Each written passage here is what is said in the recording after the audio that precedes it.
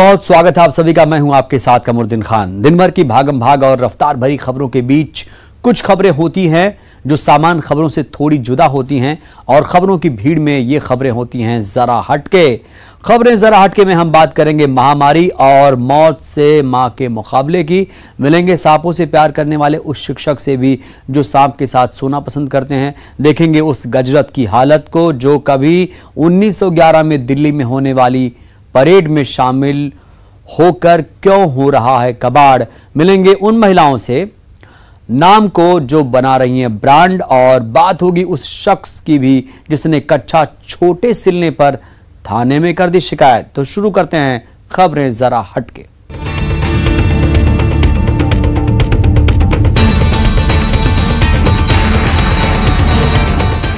Corona महामारी जब घर के मुहाने पर पहुंच गई तो इस बीमारी ने जब मासूम को अपने लपेटे में लेने की कोशिश की तो मां मौत के सामने दीवार बनकर खड़ी हो गई। शाहजहांपुर से सुनील हंचोरिया की यह खास रिपोर्ट देखिए।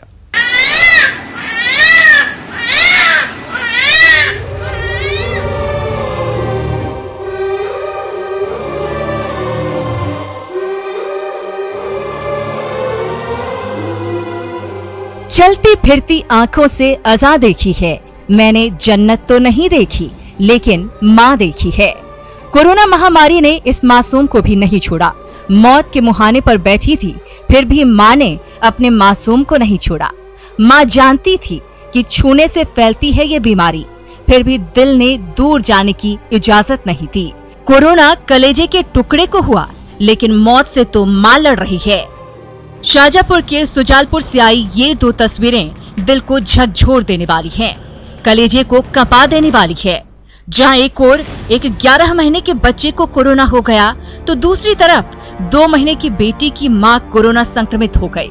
साफ है एक दूसरे के करीब जाना मतलब मौत के करीब आना, लेकिन वो माँ है, उसे मौत मंजूर है लेकिन बेटे की जुदाई नहीं। दूध का कर्ज या यूं कहें माँ के फर्ज ने मेडिकल प्रोटोकॉल को दरकिनार कर दिया। पहला वाकया मगरानिया गांव का है जहां ममता के आंचल में लिपटे इस बेटे को 2 दिन पहले कोरोना हो गया। रिपोर्ट पॉजिटिव आने पर मां बेटे को शुजालपुर के आइसोलेशन वार्ड लाया गया, लेकिन पहले ही लकवे की शिकार मां और संक्रमित बेटे को देख प्रशासन का दिल पसीजा और दोनों को घर पर ही होम क्वारंटीन रहने की अनुमति दी। माँ दूध पिलाने बच्चे को आंचल तक खुद नहीं ला पाती है, लेकिन खुद की जान की परवाह किए बिना एक पल के लिए भी अपने 11 माह के संक्रमित बेटे को सीने से अलग नहीं करती। बस हौसला है कि बेटा ठीक होगा।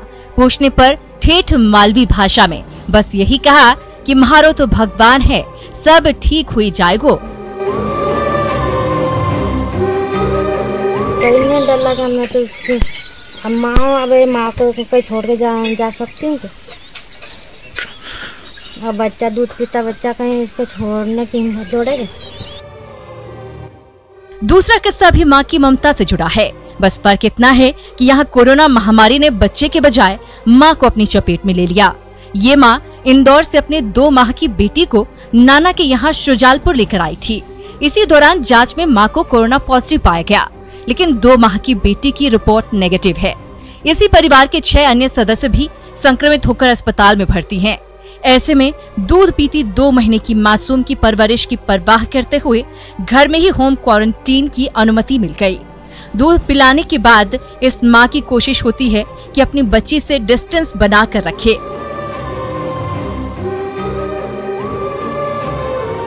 कलेजे के टुकड़े को हाथ से छूने के बजाय नजरों से निहारती है, उसकी तीमारदारी करती है और ये दुआ भी करती है कि मेरे लगते जिगर को कुछ ना हो। अपने मायके आई थी छुट्टी मनाने के लिए, बट मेरे को पॉजिटिव बताया और मैं अपनी बच्ची को छोड़ नहीं सकती, इसलिए मेरे साथ है। अच्छा, तो आप यहाँ कब से आई हुई थी मायके? 10 या 15 दिन हुए।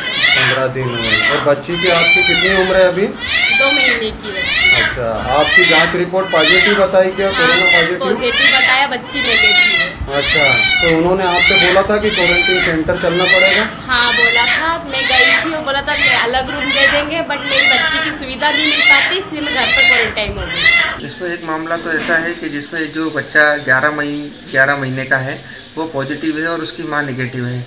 इसलिए बच्चे को अकेले रखने में आइसोलेशन वार्ड में या फिर अपने सीसीसी सेंटर में बहुत परेशानी होती थी, इसीलिए उसको उसकी माँ के साथ ही होम क्वारंटाइन कर दिया गया है। और दूसरा बच्चा जो है वो सिर्फ 2 महीने का है और उसकी माँ जो है वो पॉजिटिव है और बच्चा नेगेटिव है। पर सीसीसी सेंटर में रखने में और भी पॉजिटिव लोग बहुत सारे वहाँ पे हैं, इसलिए बच्चे की जान को खतरे को देखते हुए कि कहीं बाद में पॉजिटिव ना हो जाए इतने लोगों के बीच में रहे, इसलिए उसको माँ और बेटे दोनों को ही होम क्वारंटाइन किया गया है। महामारी रास्ता ढूंढते दहलीज तक पहुंच गई है, मगर मौत का सामना मां से हो गया। जिगर के टुकड़े को बचाने की जंग जारी है, फिर जान भी चली जाए तो परवाह नहीं। इसे कोरोना का कहर कहें या कुदरत की मार, एक तो पहले ही हालातों ने हरा दिया, उस पर महामारी की मार। बहुत नाजुक वक्त है, उससे भी नाजुक हैं ये मासूम। सब यही दुआ कर रहे हैं कि दोनों जल्द ठीक हो जाएं। न्यूज़ 18 के लिए शाजापुर से सुनील हंचोड़िया की रिपोर्ट। आप भी कपड़े सिलाने टेलर के पास जाते होंगे, कभी कपड़े खराब सिल जाते होंगे, कभी छोटे सिल जाते होंगे। तब आप क्या करते हैं, क्या करते होंगे? टेलर को खरी खोटी सुनाते होंगे, उसे ठीक करने को बोलते होंगे या फिर हर्जाना मांगते होंगे। लेकिन कभी किसी टेलर के खिलाफ थाने पहुंचे हैं? तो आज आपको एक ऐसे शख्स से मिलवाने जा रहा हूं जिन्होंने कच्छा छोटा सिल जाने पर थाने में एफआईआर दर्ज करा दी। देखिए खास खबर। अभी तक आपने थाने में चोरी की शिकायत सुनी होगी, लूट की कहानी सुनी होगी, हत्या की शिकायत सुनी होगी, गुंडागर्दी की शिकायत सुनी होगी, धोखाधड़ी की शिकायत सुनी होगी। लेकिन क्या आपने ये सुना है कि किसी का कच्छा छोटा सिल गया हो और उसने इस बात की शिकायत थाने में की हो? नहीं ना। तो इन शख्स से मिलिए। नाम है कृष्ण कुमार दुबे, जो राजधानी भोपाल के निवासी हैं। दरअसल इनकी शिकायत है कि टेलर ने इनका कच्छा छोटा सिल दिया। इनका कहना है कि इन्होंने दुकानदार को कपड़ा पूरा दिया था, बावजूद इसके टेलर ने चड्डी छोटी कर दी। छोटा नहीं था इसमें, ये 2 मीटर का हम गच्छे लेके कपड़ा आए थे दुकान से। मतलब वो जो गच्छे से था तो 2 मीटर का कटाए थे। अच्छा। दुकान वालों से वो गच्छा पता नहीं कितने का होगा, बहुत बड़ा गच्छा था उसके पास, दुकान वालों के पास। उसमें मैंने कटाया था 2 मीटर। 1-1 मीटर में चड्डी तो पर्याप्त हो जाएगी हमारे लिए, लेकिन छोटी हो गई, छोटी कर दिया। बोला ये कपड़ा ही तुम्हारा इतना था। 2 मीटर में 2 कच्छे सिलवाए थे भाई, 2 मीटर था ना ये, तो 2 चड्डी चाहिए, 2 बना दिया है ये। दोनों छोटी है, 1 तार की है। समस्या ये है। कपड़ा पूरा था? कपड़ा पूरा था 2 मीटर, छोटा कैसे हो गया? यही तो हम सोच रहे हैं कि छोटा कर दिया वो काट के कपड़ा। कहाँ सिलवाया था ये? 5 नंबर नाले में। ये नाले के पास उसकी दुकान है, इधर फोटो की है, बीच में सिलाई की है और उधर चक्की की दुकान है। महाशय की चड्डी छोटी क्या हो गई, मानो इन्होंने आसमान सिर पर उठा लिया। पहले तो टेलर को खूब खरी खोटी सुनाई, फिर भी मन नहीं भरा तो थाने में शिकायत दर्ज करा दी। अब जरा देखिए इन्होंने अपनी एफआईआर में क्या कहा है। उपरोक्त विषय में निवेदन है कि मैं कृष्ण कुमार दुबे, आत्मज श्री शंकर दुबे, निवासी भीमनगर भोपाल का निवासी हूँ। यह है कि 5 नवंबर पर नाले के पास चक्की के बगल में फोटो की दुकान के बीच में टेलर की दुकान है। उसको मैंने 2 मीटर का कपड़ा कच्छा यानी चड्डी बनवाने के लिए दिया था। टेलर ने मेरा कच्छा यानी चड्डी छोटी सिल दी है। मैंने उसे चड्डी बड़ी करने को कहा, लेकिन उसने चड्डी बड़ी करने से मना कर दिया। अतः श्रीमान से निवेदन है कि प्रार्थी का प्रार्थना पत्र स्वीकार करें और टेलर के खिलाफ कानूनी कार्रवाई करने की कृपा करें। धन्यवाद। प्रार्थी कृष्ण कुमार दुबे, आत्म श्री गौरी शंकर दुबे, निवासी भीमनगर भोपाल। 70 रुपए वो लिया तुरंत लिया। नाड़ा नहीं बनाया उस दिन, बोला नाड़ा चले जाओ दूसरी जगह बनवा लेना। अच्छा। हाँ, जबकि नाला उसी 70 रुपए में बनाना चाहिए उसको। शिकायत थाने में की। कौन से थाने में? ये हबीबगंज में। क्या बोली पुलिस? पुलिस वालों से जाके हमने बताया तो बोले कि साहब आएंगे, पीआई साहब आएंगे तो हम उनको ये आपका अर्जी दे देंगे। अच्छा। हाँ, पहुँचा देंगे। साहब नहीं है, हम उनको दे देंगे अर्जी। इनकी शिकायत सिर्फ ये नहीं है कि इनका कच्छा छोटा सिल दिया गया है, बल्कि मलाल ये भी है कि उनके कच्छे का नाड़ा भी नहीं बना, लिहाजा इनको खुद से नाड़ा भी बनवाना पड़ा। लेकिन दुख इस बात का है कि कच्छा 2 ब्लॉक छोटा हो गया। Bureau report, news 18 network. सांपों से दोस्ती करना तो दूर की बात है, सांपों का नाम सुनते ही अच्छों का पसीना छूट जाता है। लेकिन एक शख्स है जो सांपों के बिना एक पल भी नहीं रह सकता। वो सांपों को सिर्फ पालता ही नहीं, बल्कि उनके साथ सोता भी है। देखिए एक खास रिपोर्ट।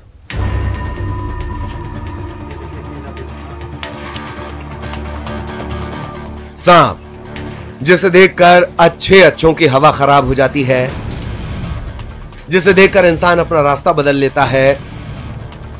कोई शख्स सपने में भी सोच नहीं सकता कि सांप से उसका सामना भी हो। लेकिन एक ऐसा शख्स भी है जो सांपों से दोस्ती करता है, उनसे बेतहाशा प्यार करता है, गले लगाता है। जी, उत्तर प्रदेश के हरदोई में भी एक शख्स है जो सांपों के साथ सोता है। इनसे मिलिए। पेशे से टीचर शैलेंद्र राठौर को जहां भी सांप मिलता है वो उसे अपने साथ अपने घर ले आते हैं, उन्हें पालते हैं, उनकी देखरेख करते हैं। यही नहीं, उनके साथ बड़े मजे से सोते भी हैं। ये समझ लीजिए कि एक तरह से बहुत ही ज़्यादा मेरे अंदर ये आ चुका है कि कहीं पर भी अगर कोई इसका पीड़ित व्यक्ति भी है, जो दवाइयाँ भी इसके पता चल चुकी हैं धीरे धीरे। इसके साथ साथ में सांप के साथ में बिच्छू, गिरगिट, जिसे घिसखापर कहते हैं, ये सारी चीज़ें भी हम पालते हैं, क्योंकि इन सब चीज़ों से लोग भ्रमित होते हैं और डरते हैं। तो एक वैज्ञानिक रूप से इनको दिखाना कि इनमें कितना खतरा होता है या किस तरह से हमारे सहायक भी होते हैं। प्रकृति को संतुलित बनाए रखने के लिए हर जीव की आवश्यकता होती है, इसलिए मैं इनको संरक्षित करता हूँ ताकि लोग इन्हें मारे नहीं। सांपों से दोस्ती करने वाले हरदोई के शैलेंद्र सांपों के संरक्षण के लिए मुहिम चला रहे हैं। उनकी इस मुहिम का असर ये है कि हरदोई के कुछ गांवों में लोग सांप दिखने पर उसे मारते नहीं बल्कि शैलेंद्र को बुलाते हैं। इसके बाद शैलेंद्र मौके पर पहुंचकर बड़ी आसानी से सांप को पकड़कर उन्हें या तो अपने घर में रखते हैं या फिर मुफीद जगह पर छोड़ देते हैं। शैलेंद्र सांप के काटने की दवा भी देते हैं। इसके अलावा वो बिच्छू और गिरगिट भी पालते हैं।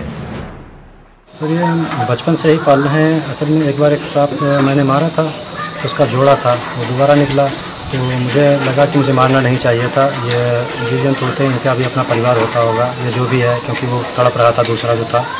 तो तब से मैंने एक संकल्प किया था कि मैं इनको संरक्षित करूंगा, अपने पास रखूंगा। तो अब जब भी गांव पड़ोस या इधर उधर कोई भी सांप निकलता है तो लोग मुझे फ़ोन कर देते हैं और मैं उनको अपने पास रख लिया करता हूँ। मौसम जब अच्छा देखता हूँ तो उन्हें वापस मैं छोड़ दिया करता हूँ। पेशे से शिक्षक शैलेंद्र को सांपों के संरक्षण का शौक बचपन से ही है।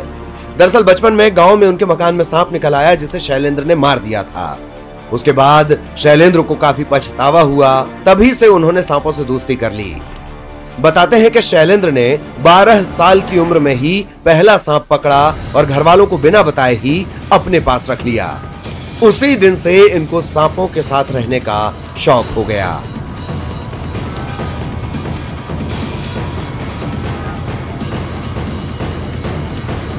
आशीष मिश्रा, न्यूज़ 18, हरदोई। ब्रेक के बाद हाजिर हूं। चलिए खबरें जरा हटके के सिलसिले को फिर से आगे बढ़ाते हैं।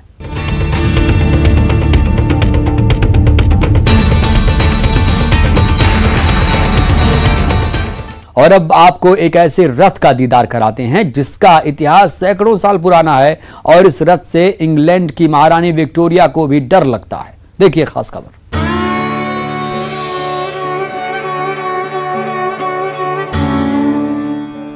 रीवा के गोविंदगढ़ किले ने अपने अंदर इतिहास की सैकड़ों चीजों को संजोए रखा है। उन्हीं ऐतिहासिक चीजों में से एक है गजरथ। नाम से ही पता चलता है कि इस रथ को घोड़े नहीं बल्कि हाथी खींचते थे।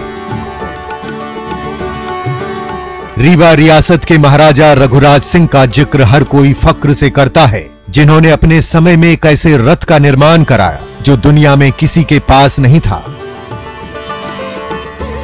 एक ऐसा रथ जिसे खींचने के लिए हाथियों का बल लगता था, यानी 2-2 हाथी उसे खींचते थे।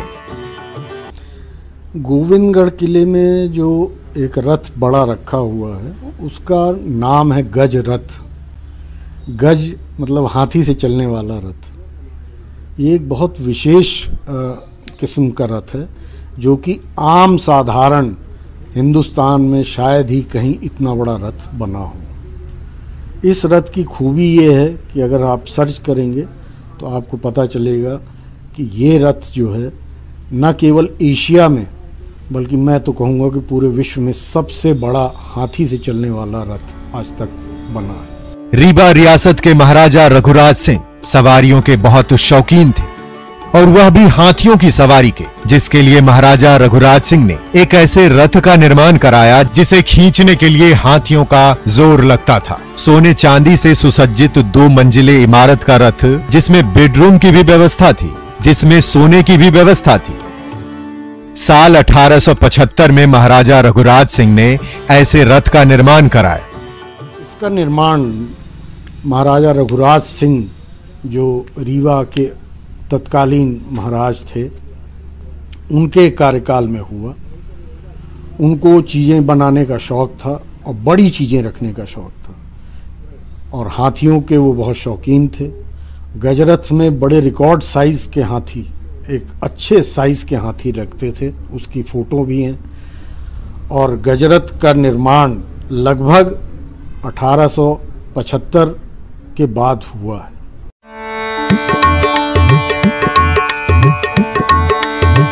साल 1880 में महाराजा रघुराज सिंह की मौत के बाद इस विशाल रथ की देखभाल में थोड़ी कमी आई। फिर भी इस रथ का राज दरबार में विशेष महत्व बना रहा। इस रथ को 3 बार रीवा से दिल्ली दरबार जाने का मौका मिला।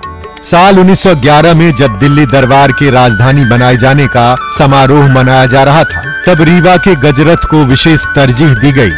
यह रथ समारोह के परेड में शामिल हुआ। महारानी विक्टोरिया ने भी इस रथ का शाही सवारी की। गजरथ 3 बार दिल्ली में गया है।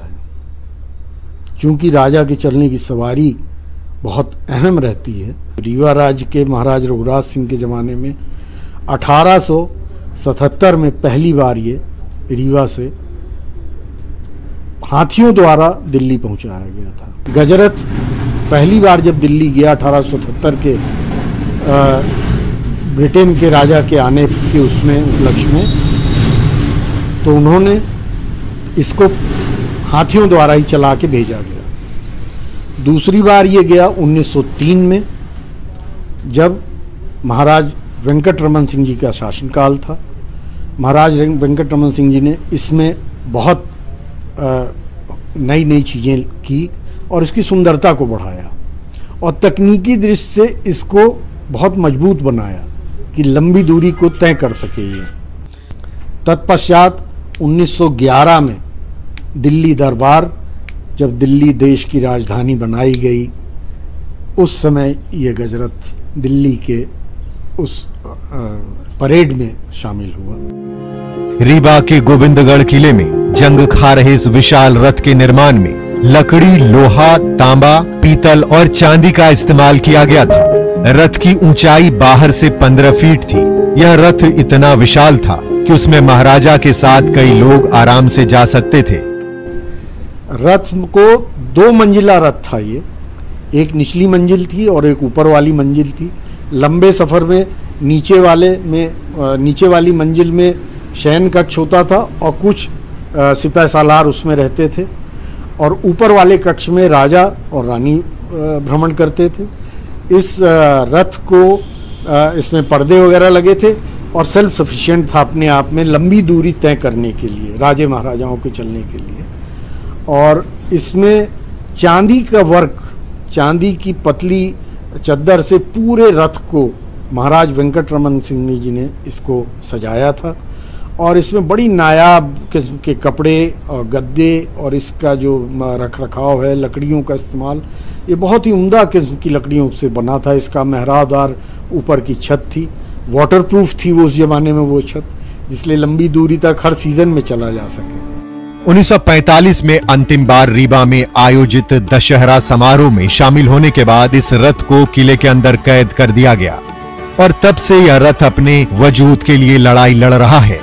एक समय था कि रीवा रियासत के राजा महाराजाओं के लिए गजरथ शान होता था, लेकिन प्रशासनिक देखरेख के अभाव में इस विशाल गजरथ का अस्तित्व खो गया है।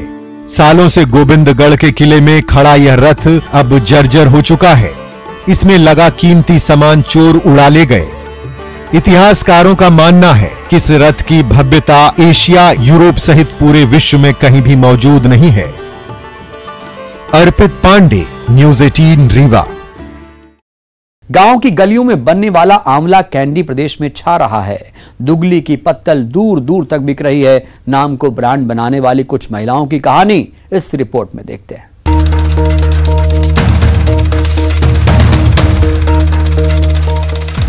दुगली का शहद, दुगली का आंवला, दुगली का एलोवेरा, दुगली के दोना पत्तल और ना जाने क्या क्या। आप सोच रहे होंगे ये दुगली है क्या? तो आपको बताते हैं, दरअसल दुगली जगह का नाम है जहां इन तमाम प्रोडक्ट को बनाया जाता है। लिहाजा जगह के नाम पर ही ब्रांड का नाम रख दिया गया और नाम ऐसा हुआ कि हर तरफ फेमस हो गया।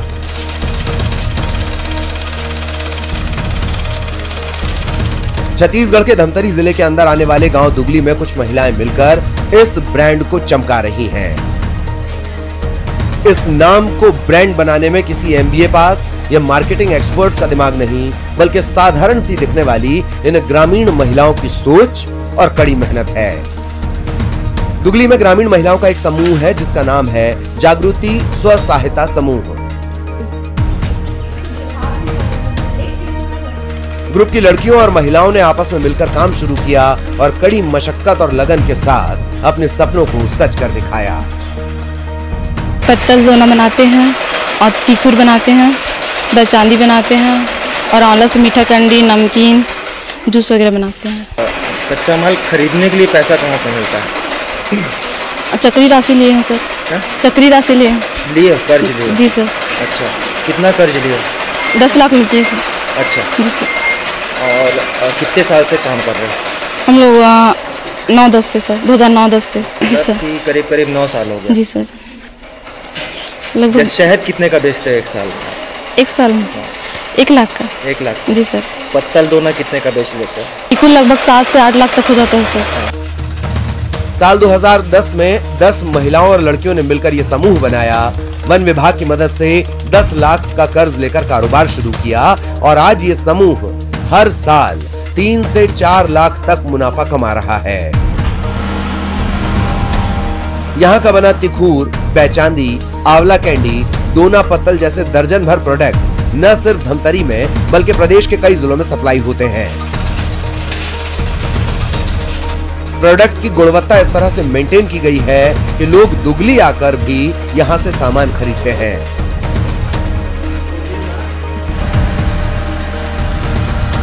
खास बात यह है कि ये सब कुछ गांव के आसपास जंगल में मिलने वाली वन उपज से तैयार किया जाता है।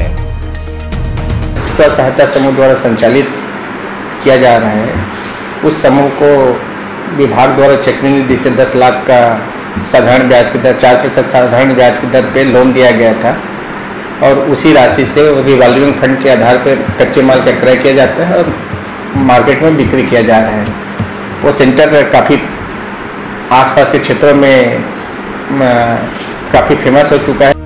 अपनी कमाई से ये लड़कियां न सिर्फ अपने घर में आर्थिक मदद कर पाती हैं बल्कि अपने शौक भी पूरे कर रही हैं। समाज में कंधे से कंधा मिलाकर चल रही हैं। अभिषेक पांडेय, न्यूज़ 18, धमतरी।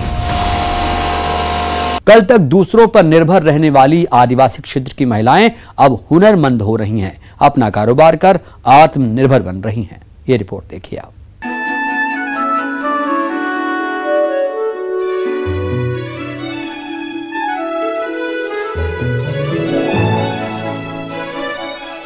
हालात चाहे जैसे भी हों, उस पर काबू पाना आना चाहिए।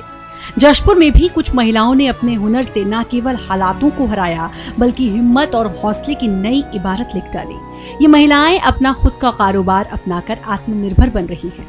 जिले में बसा आदिवासी बाहुल्य गांव घोलेंगे की इन महिलाओं ने ट्रेनिंग लेकर खुद का कारोबार शुरू किया है। कल तक ये औरतें खेती, किसानी और मजबूरी करके अपना घर चला रही थी, लेकिन आज तस्वीर बदल गई है। इन औरतों ने सबसे पहले शॉल बनाने की ट्रेनिंग ली और फिर उसके बाद समूह बनाकर हस्तकरघा उद्योग शुरू किया, जिससे यहाँ की गरीब आदिवासी महिलाएं स्वावलंबी बन रही हैं।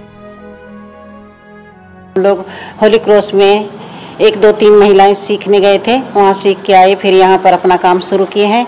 अभी हम लोग आत्मनिर्भर हो गए हैं, बहुत पहले से हम लोग कर रहे हैं और हम लोग का शॉल देश विदेश में भी जाता है। हम लोग को कहीं बेचने के लिए जाना नहीं पड़ता है, लोग यहीं आते हैं और खरीद के ले जाते हैं।